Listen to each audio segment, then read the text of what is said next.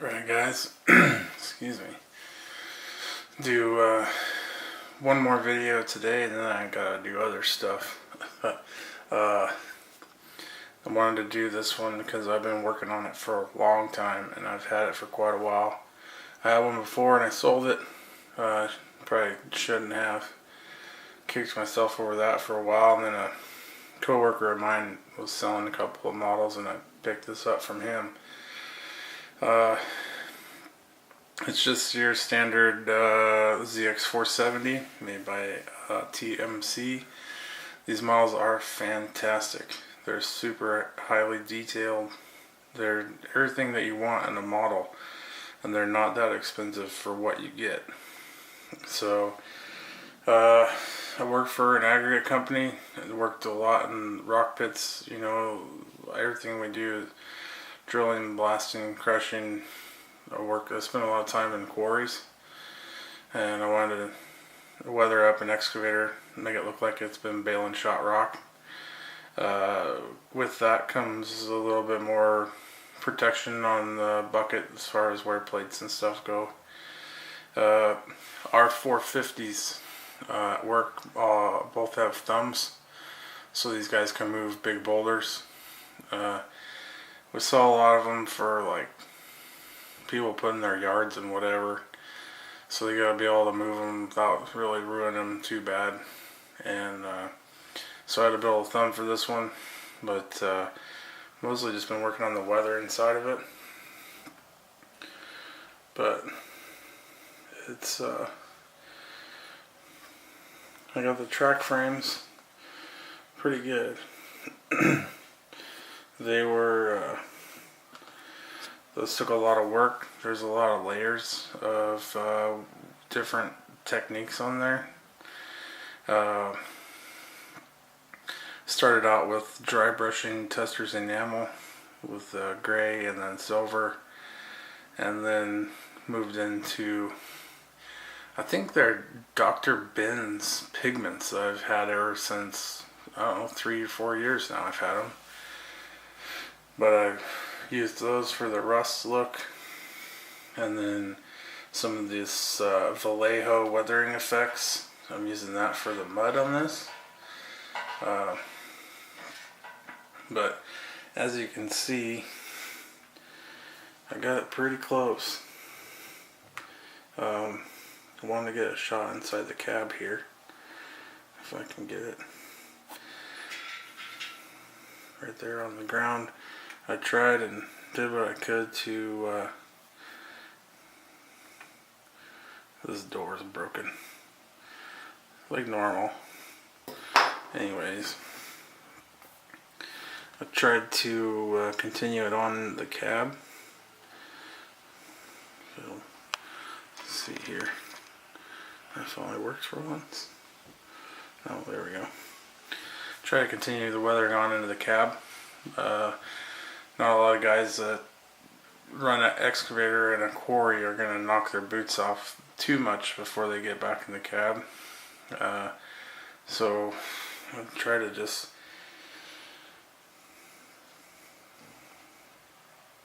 take what I deal with at work and make it miniature. But I ripped that step off about 15,000 times. So that's pretty realistic. It's not really on there right. But the undercarriage is where I spent a lot of my time. If I can get the light correct on this. There we go. Now if it'll focus. There we go. Yeah, I spent a lot of time on this undercarriage. These are the ISM industrial scale model tracks. Eric has these made, and they are phenomenal. Anybody that does any kind of customizing, or if you even have, you know, excavator models with broken tracks, I would definitely look them up. Industrial scale models. I think it's $40 for a set, and they look great.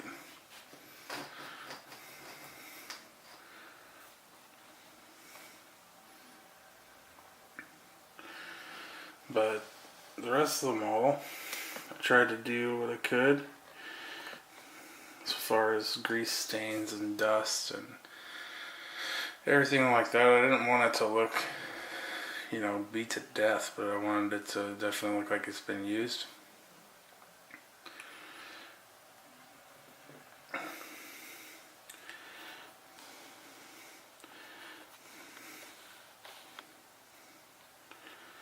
The decals on the counterweight, and then my favorite part of these excavators is the detail on the booms.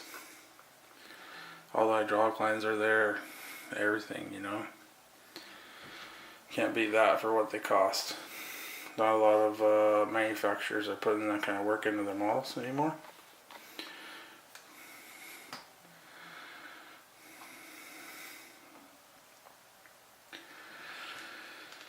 But I had to build, like I said, I built the thumb for this. And I just built it out of styrene. I didn't have a suitably sized cylinder for it. So I had to build it out of styrene and aluminum rod I used for the rod. But it maxes out about there. So it's not terribly wrong as far as scale goes, but it's not. I should have taken the time to build a progressive thumb, but by the time I got done with that, I was so excited. I just wanted to be done with it. Got the hydraulic lines going to it. It's another product I get at Michael's at the craft store. It's for building bracelets or earrings or something. It's solid, like solid rubber, round, whatever you call it.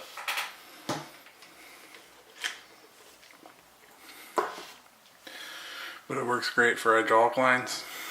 Hydraulic fittings, I use crimp tubes for bracelets. Apparently there's some bracelets that you use that and crimp it. I don't know that side of it, but I know that you can make hydraulic lines out of it. And then to make my Omni wrap, I just use strips of electrical tape. I picked black on this one. I was thinking about doing yellow or orange, but I just went with black on this one.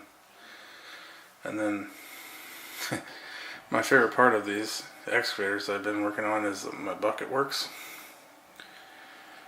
I just did a bucket for one of our 450s that worked a lot like this one.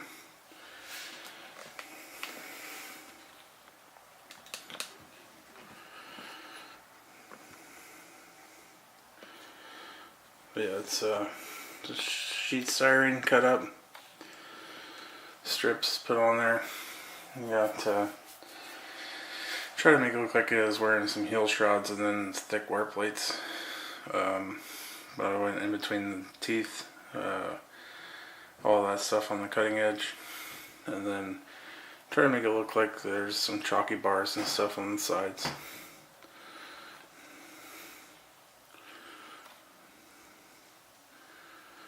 But again, with this, I just did gray paint, silver paint, then some rust pigments, dry pigments.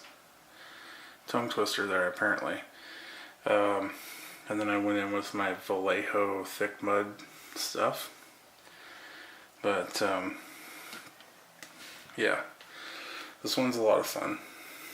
You can kind of see the hydraulic lines a little bit better here. Maybe if it'll focus. Anyways. But yeah, that's just electrical tape. Cut a thin strip of it. You usually have to super glue the ends of it down because the end will want to peel up, which would look fine. It would just look like the Omni wrap got bent open.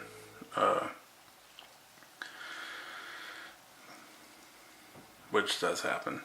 Obviously, things get screwed up on equipment, but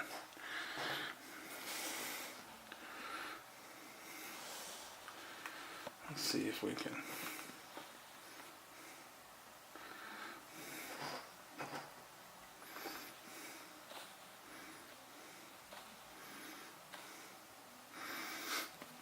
It's getting hammered with the light. I'm working on getting our office in here set up to do this kind of stuff. There's the track frame again. But it helps a lot, the overall look of the model. You can start with something nice like this 470. Has all those stickers and everything that comes with from the factory. Even on the undercarriage, you know. So that helps everything look a lot better in the end, especially if you're trying to weather it.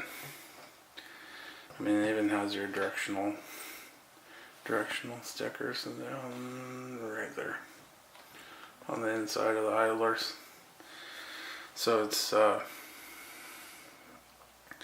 is really nice. These are nice models, and I think they come out great when you work on them. Put a little bit of effort into them, and they turn out pretty awesome. So that's that. I'll post up a couple extra pictures at the end of this one, just because I've got a lot of time into this model. I think it came out pretty sweet. Now if I was just good at filming, it would help a lot.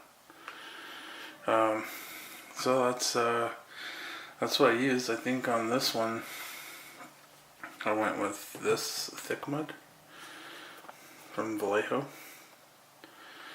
because it's more of a rock pit color, rock dust instead of dirt kind of thing. But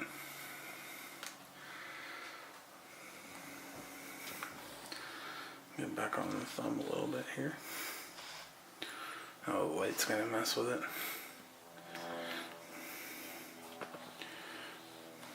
Yeah, the lighting in here is...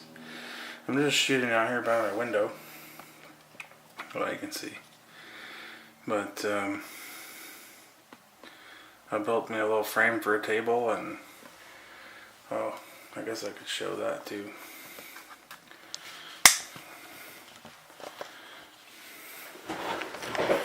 Yeah, I built a table frame here out of square tubing.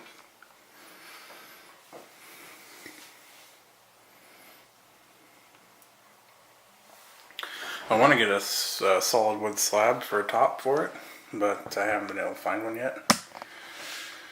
So the search continues. I don't need anything fancy. I don't need any fancy hardwood or anything. I just, you know, a piece of fir would be fine. But I'm thinking about going down and getting a piece of cheap MDF and using it until I can find the right piece I want for the permanent top. So that's what I'm up to. It'll be the last one today, but I got one of my old trucks that I built, I bought back from a guy, and it will be here tomorrow on Monday. So I'll try. It might not be till the weekend because I need daylight for these videos, but I'm going to try and get a review of it up too. If you guys like what you see, please hit the subscribe button. If not, hey, that's fine too. Thanks for watching.